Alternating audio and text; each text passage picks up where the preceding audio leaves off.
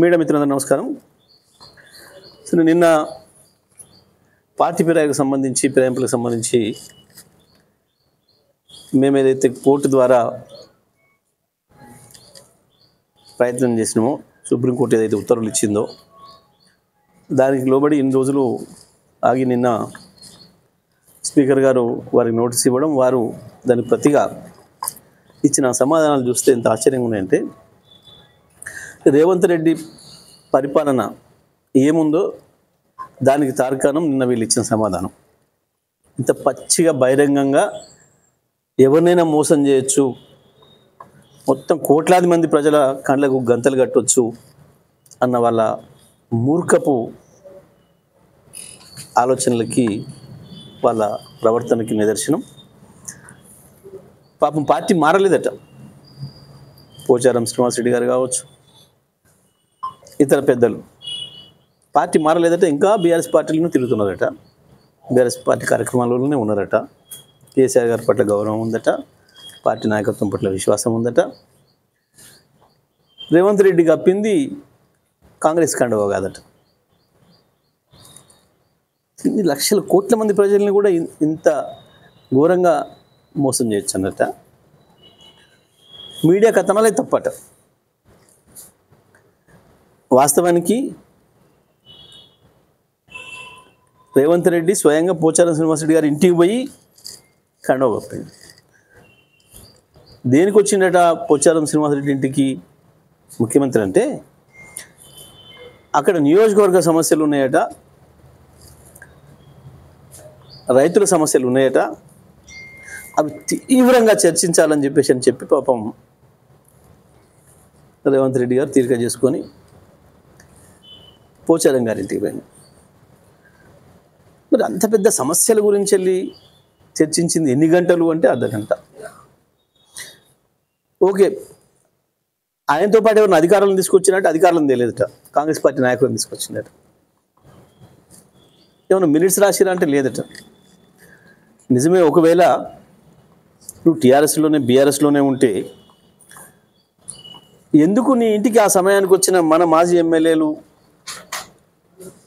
సుమన్తో సహా మన బీఆర్ఎస్ పిల్లల్ని అరెస్ట్ చేయించినావు, కేసు ఎందుకు పెట్టించినావు? సుమన్తో సహా మన బీఆర్ఎస్పీ పిల్లలు పోచారం గారింటికి పోయి ఆ సమయానికే పోదాము పోయారు. మరి ముఖ్యమంత్రి ఉత్తనే వచ్చిండు, నియోజకవర్గ సమస్యలు వినిపోదామని వచ్చిండు. రైతాంగం పట్ల ముఖ్యమంత్రికి చాలా ప్రేమ ఉండి బాగా రైతు విషయాలపైన అవగాహన పెంచుకుందామని వచ్చిండు. మీరు కూడా వచ్చి కూర్చొని పిలవచ్చు కదా మన బీఆర్ఎస్పీ పిల్లలు వచ్చినప్పుడు. సుమన్ మాజీ ఎంపీ, మాజీ ఎమ్మెల్యే కూడా కదా, ఎందుకు అరెస్ట్ చేసి కేసు పెట్టిండ్రు?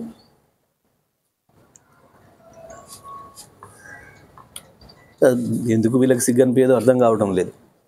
ఇంత సిగ్గుగా ఈ అబద్ధాలు మాట్లాడడానికి వచ్చిరా ఒక్కనాడు ఏడాది కాలంగా బీఆర్ఎస్ పార్టీ ఆఫీస్కి కానీ కేసీఆర్ గారి దగ్గరికి కానీ బీఆర్ఎస్లో కనుక ఉంటే ప్రజలకు కూడా తెలియాలి. వాళ్ళు రాసిన రాతలు, మేము బీఆర్ఎస్ పార్టీ మీద విశ్వాసంతోనే ఉన్నాం, మేము బీఆర్ఎస్ పార్టీకి రాజీనామా చేయలేదు, వేరే పార్టీ కండువా కప్పుకోలేదు, అది కేవలం జాతీయ జెండా, 3 రంగులు జాతీయ జెండాలు మెడలు వేసుకోకూడదు. ఎవడు ఎప్పుడు పడితే అప్పుడు ఆడబడితే ఆడ వేయటానికి లేదు. 100% కాంగ్రెస్ పార్టీ కండువనే లేదు. కాంగ్రెస్ పార్టీలో మేము చేరలేదు అని అనుకుంటే నువ్వు వెంటనే ముఖ్యమంత్రి నీతో ఏం మాట్లాడిపోయిండో వెంటనే వచ్చి కేసీఆర్ గారు చెప్పాల్సి ఉండే.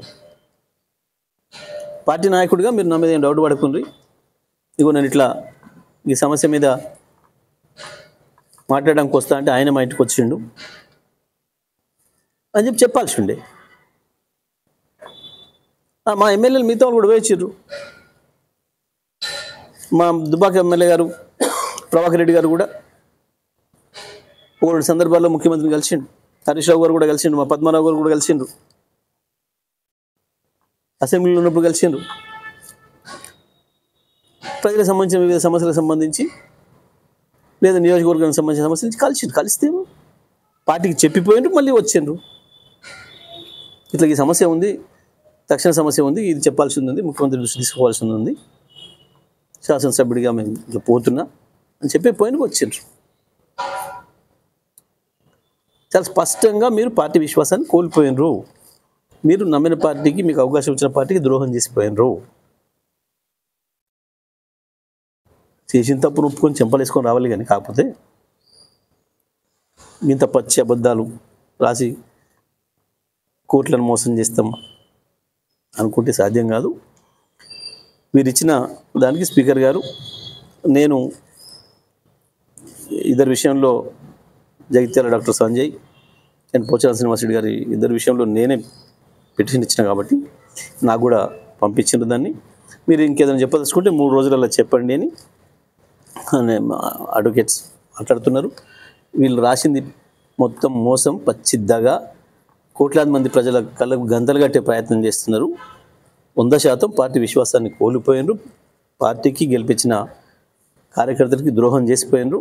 తప్పకుండా వీళ్ళు డిస్క్వాలిఫై కావాల్సిందే అనేది మా సమాధానం ఉంటుంది. నిజమే మీకు నోటీసులు వచ్చినాయి స్పీకర్ గారి నుంచి. మరి మీరు నిజంగానే పార్టీ మారకపోతే, పార్టీ నాయకత్వం పట్ల మీకు విశ్వాసం ఉంటే ఎక్కడికి రావాలి? కేసీఆర్ గారి దగ్గరికి కదా రావాల్సింది. కేసీఆర్ గారిను, వర్కింగ్ ప్రెసిడెంట్ కేటీఆర్ గారిను కలిసి చెప్పుకోవాలి కదా, మేము పార్టీ పట్ల విశ్వాసంగా ఉన్నాం, మేము పార్టీని కొనసాగుతాం, మీరు ఇచ్చిన పిటిషన్లు వాపసు తీసుకోండి, లేదా మాకు ఇట్లా స్పీకర్ చెప్పండి అని చెప్పి రావాలి కదా. యాడి వేరు? ముఖ్యమంత్రి రేవంత్ రెడ్డి ఇంటికి పోయినారు. స్పీకర్ నోటీసులు రాగానే ముఖ్యమంత్రి రేవంత్ రెడ్డి ఇంటికి పోయినారు. ఎవరి మీద నమ్మకం ఉంది మీకు? చెప్పేది ఒకటి, చేసేది ఒకటి. సామెతలు ఉన్నాయి చాలా, కానీ ఇప్పుడు ఎందుకు వాడటం? కానీ చెప్పేది ఒకటి, చేసేది ఉన్న దాని మీద అయిపోయాయి. మీకు అక్కడ తేలిపోయాయి. మీరు ఏదైనా టెక్నికల్గా తప్పించుకోవాలని ప్రయత్నం చేసినా, స్పీకర్ మీద ఒత్తిడి పెట్టి మీరు తప్పించుకునే ప్రయత్నం చేసినా ప్రజల నుండి తప్పించుకోలేరు. ప్రజల దృష్టిలో మీరు ద్రోహులుగా ముద్రపడిపోయారు. తప్పకుండా మీకు రాజకీయంగా సమాధి జరుగుతుంది తప్ప రాబోయే రోజుల్లో ఇక మీకు రాజకీయంగా ఇంకా ఇంత మించిన ముందు అవకాశాలు రావు దీంట్లో కూడా. కాకపోతే ఈ పీరియడ్ వరకు ఉంటామని అనుకున్నారు. తప్పకుండా స్పీకర్ సరైన నిర్ణయం తీసుకుంటే మంచిది. లేదంటే కోర్టులు గత సందర్భాల్లో అనేక చోట్ల ఏదైతే నిర్ణయం ఇచ్చినాయో తప్పకుండా కోర్టు ద్వారా న్యాయం జరుగుతుంది.